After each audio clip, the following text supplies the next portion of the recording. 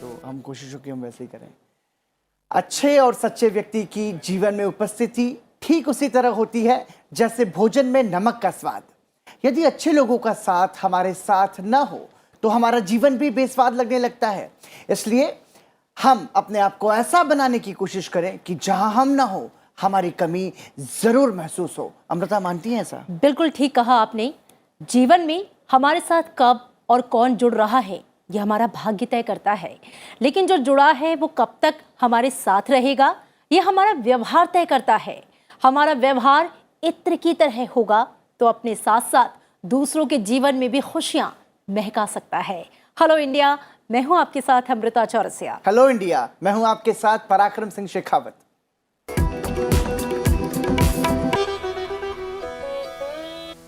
और अमृता, इससे पहले कि हम हेलो इंडिया की शुरुआत करें, दर्शकों को हम बता दें कि हेलो इंडिया में आज खास क्या होगा। तो नजर डालते हैं, आपको बताएंगे हेलो इंडिया में, जानेंगे देश दुनिया का हाल, नजर डालेंगे राष्ट्रीय खबरों पर और साथ ही जानेंगे राज्यवार सुर्खियां भी और अंतर्राष्ट्रीय समाचार भी।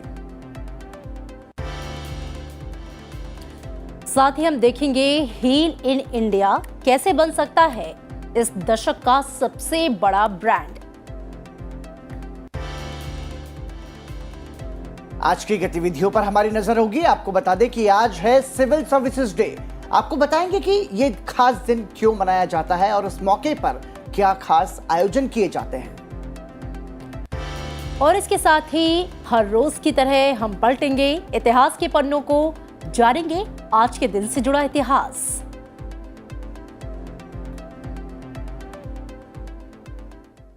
तो अगले आधे घंटे तक हेलो इंडिया में बहुत कुछ खास रहने वाला है, इसलिए जुड़े रहिए मेरे और अमृता के साथ। और आइए अमृता, अब शुरुआत करते हैं राष्ट्रीय खबरों के साथ। बिल्कुल।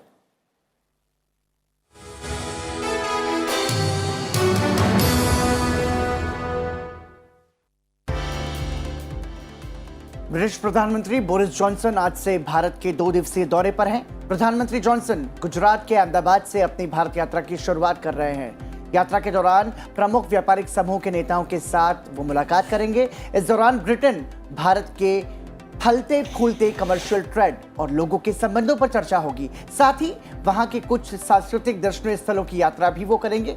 ब्रिटिश प्रधानमंत्री के तौर पर ये उनकी पहली भारत यात्रा है। प्रधानमंत्री नरेंद्र मोदी आज सुबह 11 बजे लोक सेवा दिवस पर लोक प्रशासन में उत्कृष्टता पुरस्कार प्रदान करेंगे।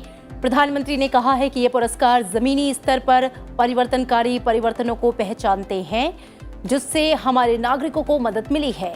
लोक प्रशासन में उत्कृष्टता पुरस्कार 2021 के लिए दिए जाएंगे। जन कल्याण के लिए केंद्र और राज्य सरकारों के जिलों और संगठनों द्वारा किए गए असाधारण और नवीन कार्यों के सम्मान के लिए ये पुरस्कार प्रदान किए जाते हैं। इस वर्ष प्राथमिकता वाले 5 कार्यक्रमों के लिए 10 पुरस्कार दिए जाएंगे। केंद्र, राज्य सरकार और जिलों के संगठनों को नवाचार के लिए 6 पुरस्कार प्रदान किए जाएंगे। प्रधानमंत्री नरेंद्र मोदी सिख गुरु तेग बहादुर के 400वें प्रकाश पर्व पर आज रात देश को संबोधित करेंगे। ये कार्यक्रम लाल किले में आयोजित किया गया है। इस मौके पर प्रधानमंत्री मोदी एक स्मारक सिक्का और डाक टिकट भी जारी करेंगे। प्रधानमंत्री मोदी सूर्यास्त के बाद मुगल युग के स्मारक लाल किले पर भाषण देने वाले भारत के पहले प्रधानमंत्री होंगे। लाल किले से मुगल शासक औरंगजेब ने 1675 में सिखों के 9वें गुरु तेग बहादुर को फांसी देने का आदेश दिया था। यही कारण है कि लाल किले को गुरु तेग बहादुर की 400वीं जयंती का आयोजन स्थल के रूप में चुना गया है। कार्यक्रम का आयोजन संस्कृति मंत्रालय, दिल्ली सिख गुरुद्वारा प्रबंधन कमेटी के सहयोग से किया जा रहा है। कार्यक्रम में कई राज्यों के मुख्यमंत्री और देश और दुनिया के कई नामचीन हस्तियां शामिल होंगी। वियतनाम में लोकसभा अध्यक्ष के नेतृत्व में भारतीय संसदीय प्रतिनिधिमंडल की 3 दिवसीय यात्रा का आज अंतिम दिन है। आज लोकसभा अध्यक्ष ओम बिरला हो ची मिन्ह सिटी में एक कम्युनिटी कम बिजनेस इवेंट में हिस्सा लेंगे। बुधवार को लोकसभा अध्यक्ष ने वियतनाम की कम्युनिस्ट पार्टी के महासचिव गुएन फू त्रोंग से मुलाकात की। इस दौरान दोनों देशों के द्विपक्षीय संबंधों के विभिन्न पहलुओं पर सार्थक चर्चा हुई। इससे पहले लोकसभा अध्यक्ष ने वियतनाम के क्वांग निन्ह प्रांत में यूनेस्को के विश्व धरोहर स्थल हॉ लॉन्ग बे का दौरा किया। प्रांत के पार्टी सचिव गुएन जुआन क्यू ने उनका स्वागत किया। इस दौरान दोनों नेताओं के बीच पर्यटन, व्यापार, आयुर्वेद और योग में सहयोग बढ़ाने के बारे में विस्तार से चर्चा हुई। साथ ही ओम बिरला ने भारत और वियतनाम के बीच 4 नए हवाई सेवा मार्गों का उद्घाटन किया। केंद्रीय रक्षा मंत्री राजनाथ सिंह आज सेना कमांडरों के सम्मेलन में अधिकारियों से बातचीत करेंगे और संबोधित भी करेंगे। नई दिल्ली में सेना कमांडरों का सम्मेलन हर साल अप्रैल और अक्टूबर में आयोजित किया जाता है। कल शुक्रवार को इस सम्मेलन का समापन होगा।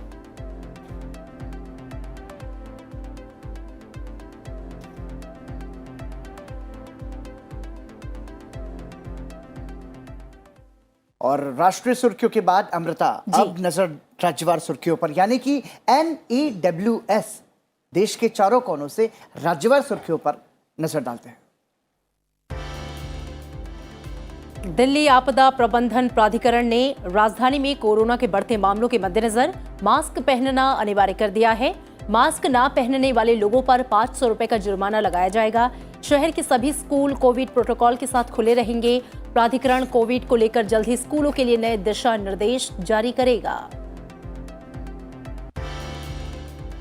वाहन मालिकों और चालकों की बढ़ती परेशानियों को देखते हुए किराया संशोधन कमेटी गठित करने का सरकार ने फैसला किया है। सरकार को अलग अलग यूनियनों की तरफ से सीएनजी पर सब्सिडी बढ़ाने और किराया तय करने की मांगें रखी गई थी। सीएनजी की कीमतों में हो रही बढ़ोतरी के विरोध में ऑटो, टैक्सी और कैब चालक सोमवार से हड़ताल पर चले गए थे। दिल्ली के मुख्यमंत्री और आम आदमी पार्टी के राष्ट्रीय संयोजक अरविंद केजरीवाल आज बंगलुरु जाएंगे। अगले साल विधानसभा चुनाव से पहले उन्होंने अपनी राजनीति जमीन तलाशनी शुरू कर दी है। इसी के मद्देनजर आज अरविंद केजरीवाल बंगलुरु के नेशनल कॉलेज ग्राउंड पर एक रैली के जरिए लोगों को संबोधित करेंगे। उत्तराखंड के मुख्यमंत्री पुष्कर सिंह धामी का चंपावत सीट से चुनाव लड़ना तय हो गया है। चंपावत से बीजेपी विधायक कैलाश चंद्र गहतोड़ी आज अपने पद से इस्तीफा देंगे। इससे पुष्कर सिंह धामी का विधानसभा पहुंचने के लिए उपचुनाव लड़ने का रास्ता साफ हो जाएगा। आंध्र प्रदेश के मुख्यमंत्री वाईएस जगनमोहन रेड्डी आज पूर्वी गोदावरी जिले के बिक्कावोलू मंडल के बलभद्रपुरम गांव के ग्रासिम इंडस्ट्रियल लिमिटेड के पहले क्लोर छार निर्माण स्थल का उद्घाटन करेंगे। 2700 करोड़ रुपए के निवेश के साथ ये राज्य की सबसे बड़ी कास्टिक सोडा इकाई होगी। गुवाहाटी में असम अरुणाचल प्रदेश सीमा विवाद को लेकर आज एक महत्वपूर्ण बैठक आयोजित की गई है। माना जा रहा है कि इस बैठक के जरिए सीमा विवाद को सुलझाने के लिए जिला स्तरीय समितियां बनाने पर सहमति बन सकती है। साथ ही लंबित मुद्दों के समाधान खोजने के लिए विवादित क्षेत्रों में संयुक्त सर्वेक्षण कराने को लेकर चर्चा होने की भी उम्मीद है।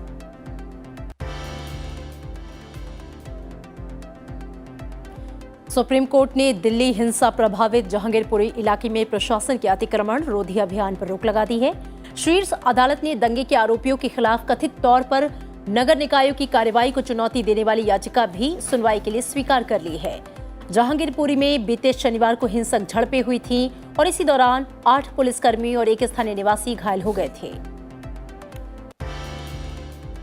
बारामूला के पेरिसपानी इलाके में शुरू हुई मुठभेड़ अब भी जारी है। बडगाम पुलिस और सेना ऑपरेशन को अंजाम दे रही है। जानकारी के मुताबिक शुरुआती फायरिंग में 3 सैनिकों और एक नागरिक को मामूली चोटें आई हैं। मुंबई में मझगांव डाक शिप बिल्डर्स लिमिटेड ने INS वशगीर का जलावतरण किया। ये परियोजना 75 के तहत छठी और अंतिम पनडुब्बी है और इसके बाद करीब 1 साल तक पनडुब्बी के व्यापक कड़े परीक्षण होंगे ताकि ये सुनिश्चित किया जा सके कि ये युद्ध के लिए पूरी तरह से सक्षम है। उत्तर प्रदेश के मुख्यमंत्री योगी आदित्यनाथ ने लखनऊ में टीम 9 और धार्मिक मामलों के विभाग के अधिकारियों के साथ बैठक की, जिसमें उन्होंने वर्तमान हालात को देखते हुए पुलिस को अतिरिक्त संवेदनशीलता से काम करने का निर्देश दिया। साथ ही बिना अनुमति के शोभा यात्रा और धार्मिक जुलूस न निकालने की बात भी कही।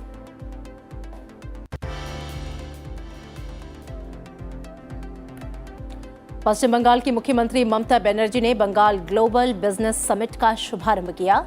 साथ ही लक्ष्मी भंडार नामक परिवारों की महिला मुखियाओं के लिए बुनियादी आय सहायता कार्यक्रम के विस्तारित संस्करण की शुरुआत की। इसमें मुख्यमंत्री ने निवेशकों को निवेश के लिए बेहतर माहौल देने का भरोसा दिया।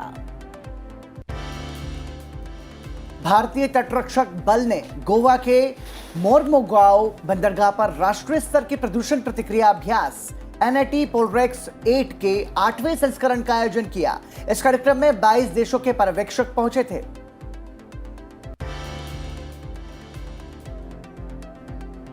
और आपको बता दें कि मध्य प्रदेश के दंगा प्रभावित खरगोन शहर में पिछले 11 दिनों में पहली बार कर्फ्यू में एक साथ 6 घंटे के लिए ढील दी गई है। स्थानीय प्रशासन 14 अप्रैल से हर दिन 2 पालियों में कर्फ्यू में ढील दे रहा है, लेकिन कल पहली बार सुबह 10 बजे से शाम 4 बजे तक ये छूट दी गई। उत्तराखंड में मैदानी इलाकों के साथ ही अब पहाड़ी इलाकों में भी भीषण गर्मी का प्रकोप दिखाई दे रहा है। गर्मी से हिमखंडों का पिघलना शुरू हो गया है। हेमकुंड साहिब यात्रा मार्ग के पास बर्फ पिघलकर नदी में बहती हुई दिखाई दी। ओडिशा में बढ़ते तापमान के बीच नंदनकानन जूलॉजिकल पार्क में जानवरों को गर्मी से बचाने के लिए विशेष इंतजाम किए गए। जानवरों पर समय समय पर पानी का छिड़काव किया जा रहा है, साथ ही कूलर भी लगाए गए हैं।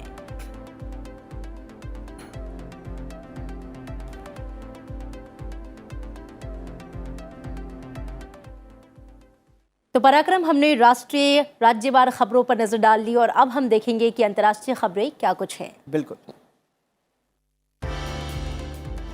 केंद्रीय वित्त मंत्री निर्मला सीतारमण ने नीदरलैंड की वित्त मंत्री रिल्स्क ओवरहीडो से मुलाकात की। मुलाकात के दौरान दोनों देशों के वित्त मंत्रियों के बीच कई महत्वपूर्ण मुद्दों के साथ साथ द्विपक्षीय संबंधों को बेहतर बनाने पर भी चर्चा हुई। वित्त मंत्री निर्मला सीतारमण ने वॉशिंगटन डीसी में G20 इंडोनेशिया प्रेसिडेंसी के तहत G20 वित्त मंत्रियों और सेंट्रल बैंक गवर्नर्स FMCBG की बैठक में हिस्सा लिया। उन्होंने बैठक को संबोधित करते हुए कहा कि वैश्विक विकास गति लंबे समय तक मुद्रास्फीति, आपूर्ति श्रृंखला व्यवधान, ऊर्जा बाजारों में अस्थिरता और निवेशक अनिश्चितताओं की वजह से कम हो गई है। यूक्रेन के साथ जारी युद्ध के बीच रूस ने इंटरकॉन्टिनेंटल बैलिस्टिक मिसाइल का सफलतापूर्वक परीक्षण किया है। मॉस्को ने यह मिसाइल परीक्षण ऐसे समय में किया है कि जब रूस ने यूक्रेन के पूर्वी औद्योगिक इलाकों में हमले तेज कर दिए हैं। पूर्वी यूक्रेन में रूस के जबरदस्त हमलों पर संयुक्त राष्ट्र महासचिव एंटोनियो गुतेरेस ने भी चिंता जताई है। रूस यूक्रेन युद्ध और महामारी के चलते दुनिया पर आए आर्थिक संकट के बीच IMF की बैठक हुई। इस बैठक में IMF के अधिकारी ने कहा कि कोविड-19 महामारी के सफल व्यापक आर्थिक प्रबंधन के परिणाम स्वरूप भारत की अर्थव्यवस्था में मजबूती आई है, जिसके कारण भारत मौजूदा रूस यूक्रेन युद्ध से उत्पन्न संकट के आर्थिक नतीजों का सामना करने के लिए बेहतर स्थिति में है। विश्व बैंक ने पाकिस्तान को लेकर अपनी रिपोर्ट जारी की है। विश्व बैंक के मुताबिक पाकिस्तान की करीब 34% आबादी केवल 588 रुपए की दैनिक आय पर जीवन व्यतीत करने को मजबूर है। विश्व बैंक ने यह जानकारी देते हुए बताया कि नकदी संकट का सामना कर रहे पाकिस्तान के नए वित्त मंत्री मिफ्ताह इस्माइल के सामने मुद्रास्फीति को नियंत्रित करने की सबसे बड़ी चुनौती है। WHO प्रमुख doctor Tedros Adhanom Ghebreyesus Nepal की 3 दिवसीय यात्रा पर हैं। अपनी यात्रा के दौरान WHO प्रमुख नेपाल की राष्ट्रपति विद्या देवी भंडारी, प्रधानमंत्री शेर बहादुर देउबा और नेशनल असेंबली के अध्यक्ष गणेश प्रसाद तिमिलसिना से मुलाकात करेंगे।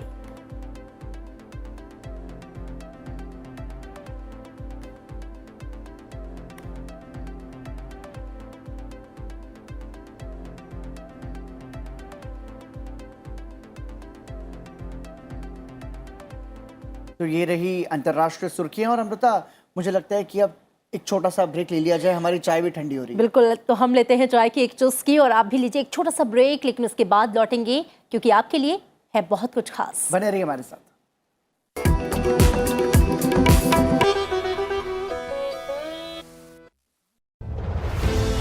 भारत लाखों बरस प्राचीन सभ्यता, जिसे घर के जयचंदू और मीर जाफरों ने गुलाम बनने पर किया मजबूर। देशभक्तों ने अपनी जान न्यौछावर करके भारत को करवाया आजाद, और भारत को प्रेम करने वाले देश प्रेमियों ने किया नव भारत का निर्माण। नव भारत के निर्माता सिर्फ संसद टीवी पर। फैसले जो बन जाए हकीकत, फैसले जो बन जाए नसीहत, फैसले जो आपका जीवन बदल दें, फैसले जो आपको बेहतर कल दें। कैबिनेट के फैसलों की सही तस्वीर कैबिनेट दिस वीक सिर्फ संसद टीवी पर।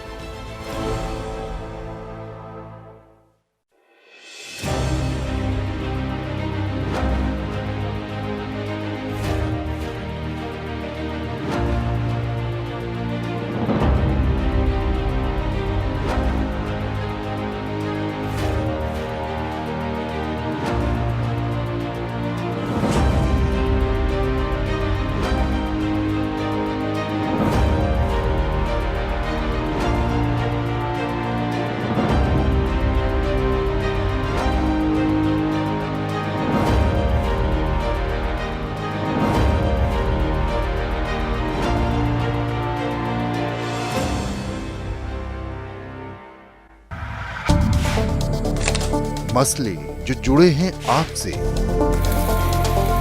कराएंगे रूबरू हर पहलू से, करेंगे गहराई से पड़ताल, लेंगे विशेषज्ञों की राय, क्योंकि ये है मुद्दा आपका सिर्फ संसद टीवी पर। बात जो आप जानना चाहें,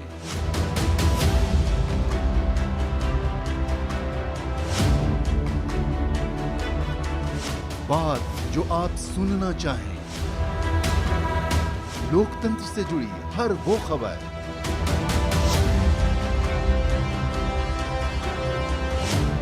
जिसका सरोकार होता है आपसे।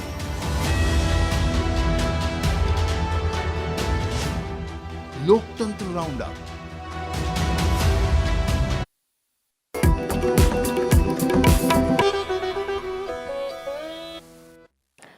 Welcome back. आप देख रहे हैं हेलो इंडिया। पराक्रम, हमारे प्रधानमंत्री हमेशा कुछ नया करने के लिए जाने जाते हैं और हमेशा कुछ ना कुछ ऐसा करते हैं जो कि सुर्खियां बटोरता है। अगर मैं इससे रिलेटेड एक प्रश्न आपसे पूछूं कि क्या कुछ खास इन दिनों प्रधानमंत्री कर रहे हैं?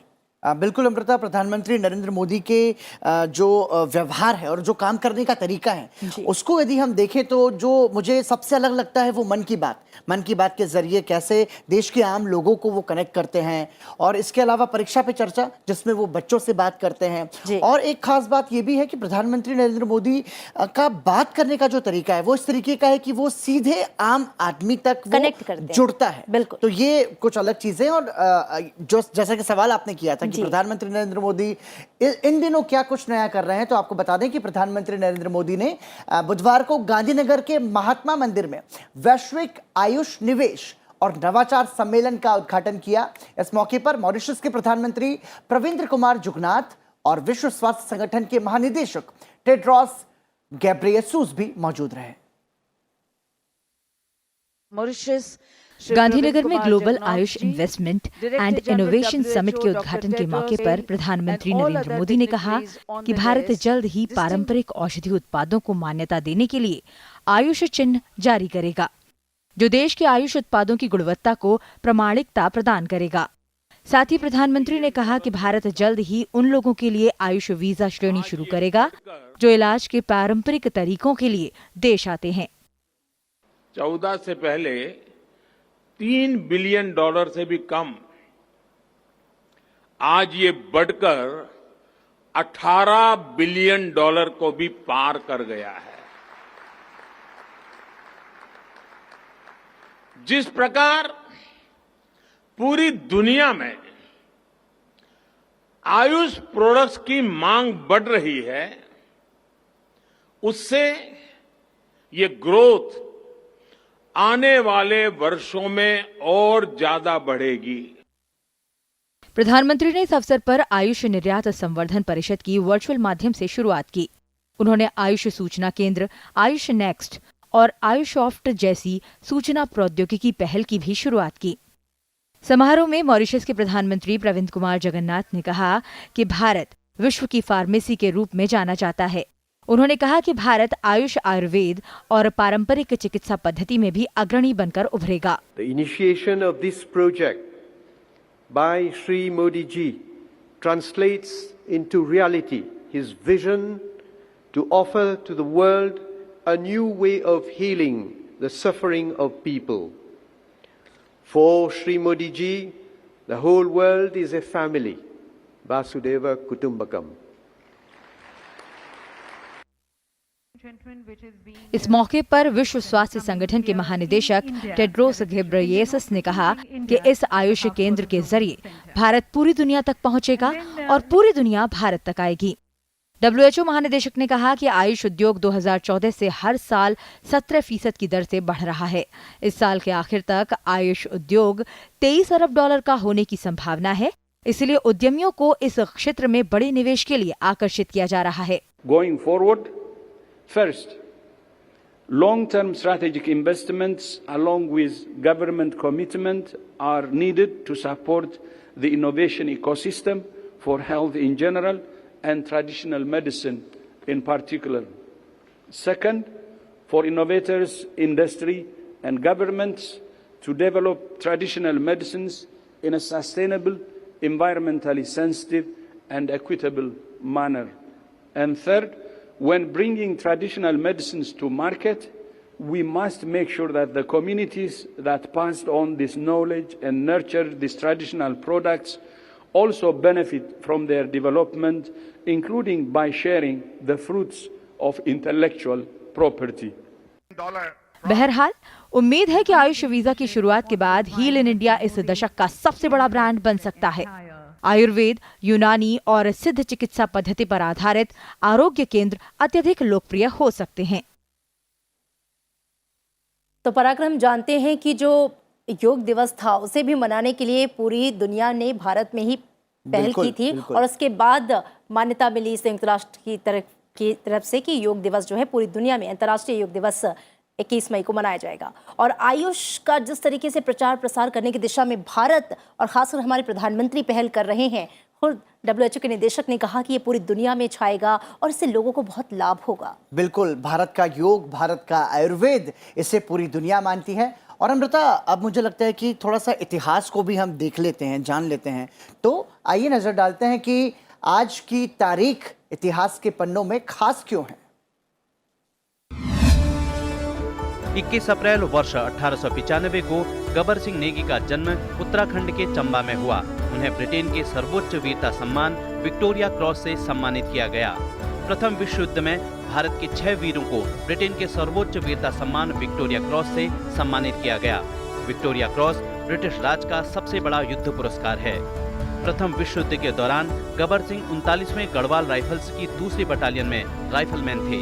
उनके गृहनगर चंबा में उन्हें हर साल आयोजित होने वाले गबर सिंह नेगी मेला के द्वारा याद किया जाता है। वर्ष 1971 में गढ़वाल रेजिमेंट ने चंबा में उनका एक स्मारक बनाया, जहां लोग उनकी बहादुरी पर श्रद्धा सुमन अर्पित करते हैं। इस स्मारक के आसपास का क्षेत्र मेले के दौरान बिल्कुल जीवंत हो उठता है। 21 अप्रैल वर्ष 1945 में दूसरे विश्व युद्ध के दौरान सोवियत संघ की सेना ने बर्लिन के कुछ बाहरी इलाकों को अपने कब्जे में कर लिया। यह जीत द्वितीय विश्व युद्ध की निर्णायक जीत में से एक थी।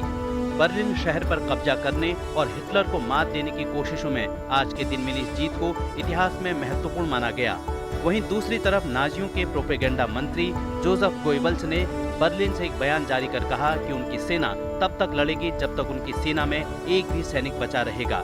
इसके साथ ही उन्होंने कहा कि जो भी कायरता दिखाएगा या आत्मसमर्पण के लिए सफेद झंडा फहराएगा उसे गद्दार माना जाएगा। तो इतिहास के पन्नों में 21 अप्रैल के इतिहास को आपने जाना, समझा और पराक्रम। अब हम उस तरफ बढ़ेंगे जब हम अपने दर्शकों को बताते हैं कि आज क्या कुछ खास होने वाला है, यानी कि आज की गतिविधियां। बिल्कुल, आइए नजर डालते हैं आज की गतिविधियों पर। और खास गतिविधियों की बात करें तो विज्ञान और प्रौद्योगिकी, पर्यावरण, वन और जलवायु परिवर्तन पर विभाग संबंधित संसदीय स्थायी समिति के अध्यक्ष जयराम रमेश राज्यसभा के सभापति को वन्य जीव संरक्षण संशोधन विधेयक 2021 पर समिति की 365वीं रिपोर्ट आज पेश करनी है, वो प्रस्तुत करेंगे। आपको बता दें कि जो रिपोर्ट है वो वर्चुअली तरीके से पेश की जाएगी। और इसी के साथ आगे बढ़ेंगे अमृता। और आज की खास दिन की हम लगातार बात करते हैं, मतलब जिस दिन जो खास होता है वो हम दर्शकों के लिए लेकर आते हैं। तो आज का दिन खास क्यों है? राष्ट्रीय लोक सेवा दिवस। हम जानते हैं कि जो लोक सेवा है वो सबसे बड़ी सेवा है और जो हमारे सिविल सर्वेंट हैं वो इसके मुख्य सूत्रधार हैं और उन्हीं के लिए मनाया जाता है राष्ट्रीय लोक सेवा दिवस। बिल्कुल अमृता, और इस वक्त जो दर्शक हमें देख रहे हैं, मैं मानता हूं खासतौर से जो युवा उनमें से बहुत सारे ऐसे होंगे जिनका सपना होगा कि वो सिविल सर्विसेज एग्जाम में एक बड़ा मुकाम हासिल करें। बहुत सारे सिविल सर्विसेज एस्पिरेंट्स हो सकते हैं जो चाहते हैं कि जीवन में कलेक्टर बने और लोक सेवा के जैसे क्षेत्र में अपना नाम कमाएं। तो आपको बता दें कि आज के इस खास दिन उपराष्ट्रपति एम वेंकैया नायडू ने ट्वीट किया है। इस ट्वीट के जरिए उपराष्ट्रपति वेंकैया नायडू ने सिविल सेवा दिवस पर सभी सिविल सेवकों और भारत के स्टील फ्रेम को बधाई दी है और उन्होंने ये भी कहा है कि क्योंकि वे देश और उसके लोगों की सेवा करने के लिए अग्रिम पंक्ति में काम करते हैं, इसलिए उनकी बधाई और शुभकामनाएं उन्होंने प्रेषित की। और आज इस खास दिन हमें ये समझना, ये जानना बहुत जरूरी है कि संघ लोक सेवा आयोग दिवस आखिर मनाया क्यों जाता है। किसी भी देश के लिए प्रशासनिक लोक सेवा की लॉ एंड ऑर्डर में अहम भूमिका होती है। सिविल सर्विस देश के पब्लिक एडमिनिस्ट्रेशन के लिए जिम्मेदार है। प्रतिवर्ष 21 अप्रैल को राष्ट्रीय लोक सेवा दिवस मनाया जाता है। ये दिवस उन लोक सेवकों को समर्पित होता है जो देश और जनता की सेवा के लिए तत्पर रहते हैं। सिविल सर्वेंट्स के योगदान को महज शब्दों में बयान नहीं किया जा सकता। इनके महत्व को इंगित करने के लिए ये दिवस मनाया जाता है। 21 अप्रैल 1947 को तत्कालीन गृह मंत्री सरदार वल्लभ भाई पटेल ने अखिल भारतीय लोक सेवा की स्थापना की थी। दिल्ली के मेटकॉफ हाउस में प्रशासनिक सेवा प्रशिक्षण स्कूल में भावी प्रशासनिक अधिकारियों को संबोधित करते हुए उन्होंने सिविल सेवकों को भारतीय स्टील फ्रेम की संज्ञा दी थी। सरदार पटेल के इन विचारों को जीवित रखने के लिए वर्ष 2006 से हर 21 अप्रैल को राष्ट्रीय सिविल सेवा दिवस मनाने की शुरुआत की गई। इस दिन अखिल भारतीय सेवाओं के विभिन्न अधिकारियों को उनकी सेवा के लिए पुरस्कृत किया जाता है। इससे अधिकारियों में बेहतर प्रदर्शन की भावना तो आती ही है, साथ ही बदलते वक्त और नई चुनौतियों से निपटने के लिए उन्हें नीतियों पर मनन करने का अवसर भी मिलता है।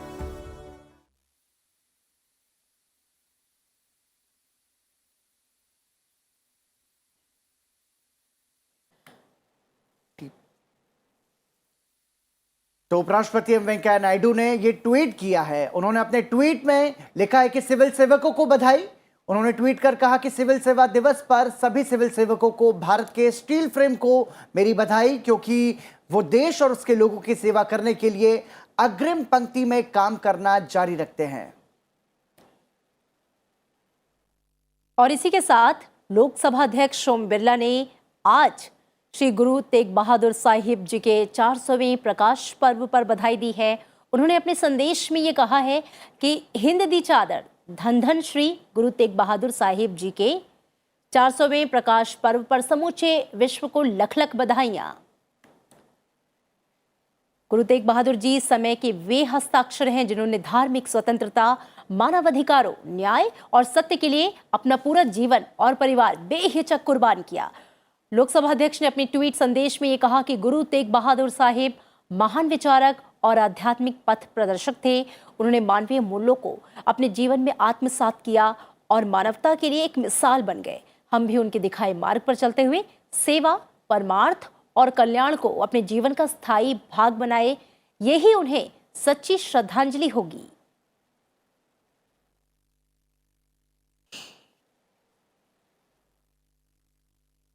तो ये आज के खास दिन की बात होगी। और अमृता, चलिए अब दर्शकों को जल्दी से बताते हैं कि संसद टीवी पर आज क्या कुछ प्रसारित होगा।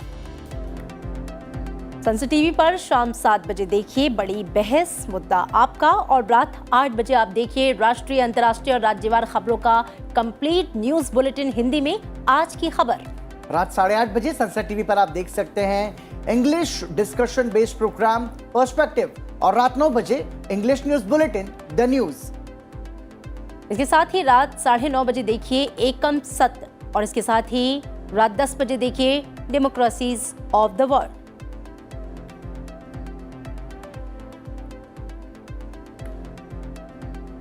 और अब समय है आपसे विदा लेने का। तो अमृता, चलते चलते हम दर्शकों को बता दें कि श्री गुरु तेग बहादुर जी के 400वें प्रकाश पर्व पर लाल किले पर आयोजित कार्यक्रम की खूबसूरत तस्वीरें क्या होंगी, ये हम बताते हैं। बिल्कुल, क्योंकि हर रोज जब हम आपसे विदा लेते हैं तो कुछ खास आपके लिए छोड़ के जाते हैं, तो आज आपके लिए ये तस्वीरें हैं। लेकिन इसके साथ ही साथ दर्शकों को ये बताना जरूरी है पराक्रम कि हेलो इंडिया में जो कुछ आपको दिखाया जा रहा है, पॉजिटिव खबरें, स्टोरीज, उन सभी को आप संसद टीवी के सोशल मीडिया प्लेटफॉर्म पर देख सकते हैं। साथ ही हमारा मोबाइल ऐप संसद टीवी डाउनलोड कर सकते हैं। तो हमें दीजिए इजाजत, कल आपके साथ फिर मुलाकात होगी ठीक सुबह 8 बजे संसद टीवी पर। तब तक के लिए नमस्कार। नमस्कार।